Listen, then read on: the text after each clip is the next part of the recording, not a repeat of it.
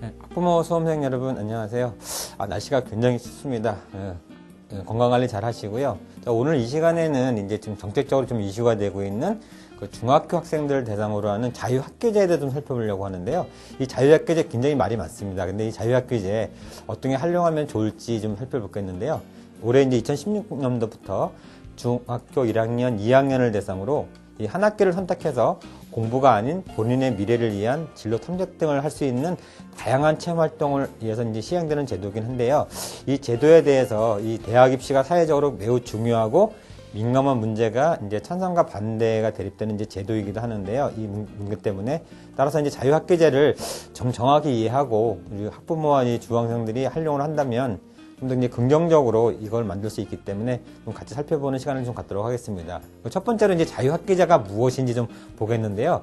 이 의미가 뭐냐면 중학교 과정 중에서 한 학기 동안 학생들이 이제 꿈과 끼를 찾을 수 있도록 토론이라든가 실습 등 학생 참여형으로 수업을 개선을 하고요. 또 진로 탐색 활동 등 다양한 체험 활동이 가능하도록 교육과정을 유연하게 운영하는 제도를 자유학교제라고 부릅니다. 두 번째는 이 자유학교제 이제 대상자 및 이제 시기가 있는데요. 이 중학교 1학년과 2학년 같은 경우가 해당이 되고요. 이 중학교 3학년 같은 경우에는 고입으로 인해서 이제 실시하지는 않는데요. 어쨌든 중학교 3학년 부분들도 어느 정도 이제 그런 것들을 좀 고민을 하고 있습니다. 자, 그래서 이제 중학교 1학년 1학기 또는 1학년 2학기, 2학년 1학기 세 학기 중에서요. 학교의 장이 이제 해당 학교 교원 및 학부모의 의견을 이제 수렴을 해서 한 학기를 선택하는데, 이 설문조사를 보게 되면요, 이 학생들은 대부분 다 이제 2학년 1학기를 가장 선호하는 것을 알 수가 있는데, 이렇게 세 가지로 나눠져 있는데, 학부모 같은 경우에는 1학년이 이제 가장 이제 많고요. 그 다음에 2학년, 3학년 이런 순으로 되어 있고요.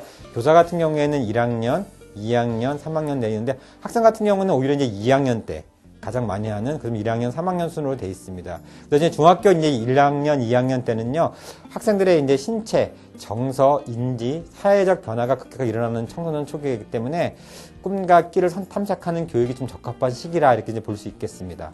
세 번째로 이 교육 과정을 편성한 내용들이 좀 필요한데요.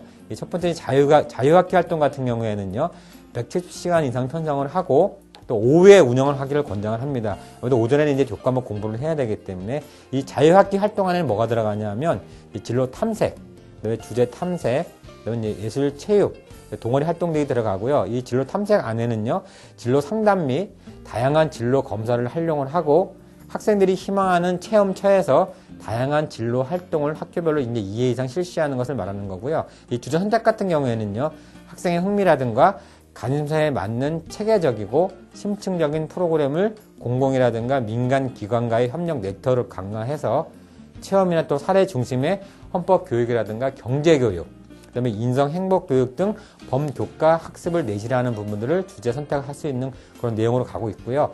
학생들의 소질과 잠재력을 좀 끌어내기 위해서요, 한학 상대는 이제 한 문화 예술이라든가 한 체육 활동을 장려하고 컨텐츠를 개발하는 쪽으로 가고 있고요. 이 동아리 활동 같은 경우에는요, 아무래도 이 학생들의 공통된 관심사가 있기 때문에요, 학생의 중심으로 수요를 조사한 다음에 동아리 활동 프로그램을 선정을 하고 개별 선호에 따라 선택을 한 다음에 동아리 활동 운영 형태를 운영하는 건데요.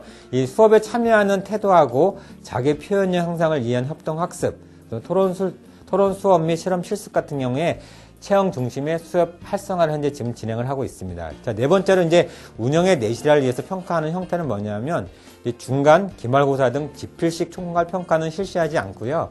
학생의 학습과 성장을 지원하는 과정 중심의 평가를 실시합니다. 그래서 이제 고교별 성취 수준을 확인하고요. 교과별로. 그다음에 이제 학생 지도에 활동을 할 수 있도록 형성평가, 자기 성찰 평가 등은 이제 시행을 하는데요. 이 교과 성취도를 산출하지 않고 성취도 안에 이제 P라는 것을 입력을 해서 여러분들이 이제 볼 수 있도록 이제 해놨는데요.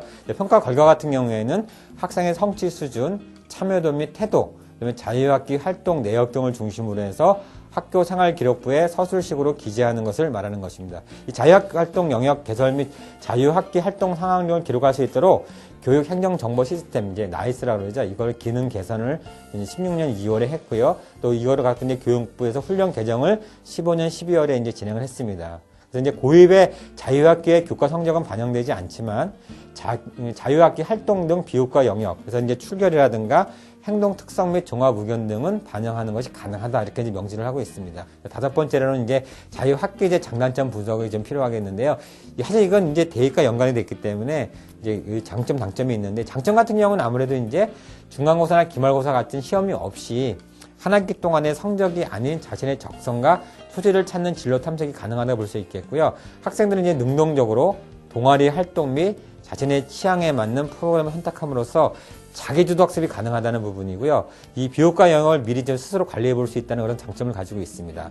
그리고 이제 진로 교육을 통해서 동기부여로 자신이 나아갈 방향을 정함으로써 오히려 공부가 될 수 있다는 거죠. 동기부여가 되면 이제 공부하는 것이 재밌어지고 긍정적으로 변할 수 있다는 거고요. 이 단점 같은 건 뭐냐면 학교는 아직 체계적인 준비가 되어 있지 않고 교사는 이러한 제도를 시행하기 위한 교육 자체를 아직 충분하게 받지 않았기 때문에 단지 시간만 낭비하는 제도가 될 수 있다는 게 첫 번째 단점이고요. 두 번째는 사실 한 학기를 제외하고 나머지 학기는 시험을 치러야 되고 공부를 해야 되기 때문에 이 부족한 체험 활동 시간만큼 공부량을 채워야 하므로 또 공부에 대한 부담감이 생겨서 더 학업에 큰 스트레스가 올 수 있다는 그런 것들이 있을 수 있고요.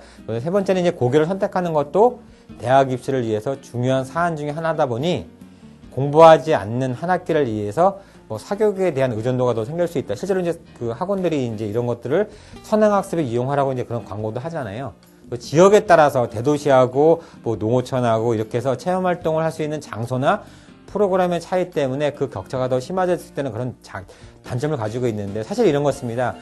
여러 가지 내용들이 많이 나오는데요. 이 자유학기제 같은 경우에 가장 관심을 보여야 되고 또 그런 거에 대해서 생각을 했던 뭐냐면 자율과정이거든요. 그래서 본인 스스로가 동아리 및 체험 활동 등을 선택할 수 있게 되어 있는데요. 학교와 가정에서 이제 취지를 정확히 이해를 하고 잘 활용할 수 있다면 학생들에게 동기부여 및 자기주도 학습이 가능할 수 있는 제도이기 때문에요. 이 제도는 시행하게 되면 분명히 단점과 단점이 존재를 하게 될 수밖에 없죠.